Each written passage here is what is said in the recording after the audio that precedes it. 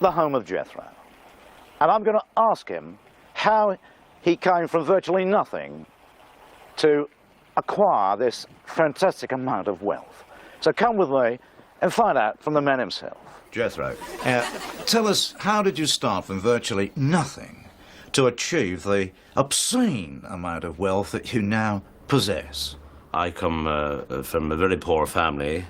Sadly, my father died 2 years before I was born. I was one of 3 children. We was a boy, a girl, and a hairdresser. I always remember as a young boy, I looked out of the flaps in the front of our house. We didn't have windows in those days. The lawn was getting rather long, and I said to my mother, bless her heart, I said, how much would you give me to cut the lawn? And she said, I'll give you a 10-shilling note.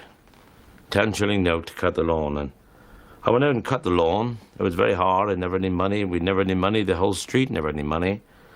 And I remember I went out and cut that lawn, and as I walked around that lawn with that push mower that kept jamming with the docks getting into the workings of the damn thing, I thought, I wonder, is there money in cutting lawns?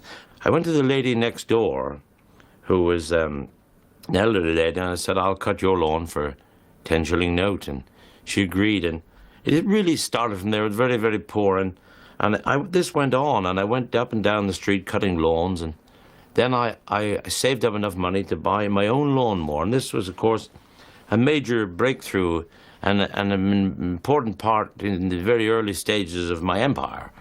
And then I started doing other garden work. I started doing borders, and I was a member. I painted Mrs. Friggins's gate.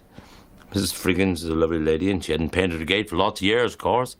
And then I took on a man, and I had a man working with me, and he was helping, and I was charging 10 shillings an hour for him and paying him 5, so I was getting a little bit of money there. Then I bought, very fortunate, I come across a Morris 1000 van all those years with an MOT certificate, which was a bonus, of course, in those days, and 4 ball tires. Well, one of them was very good.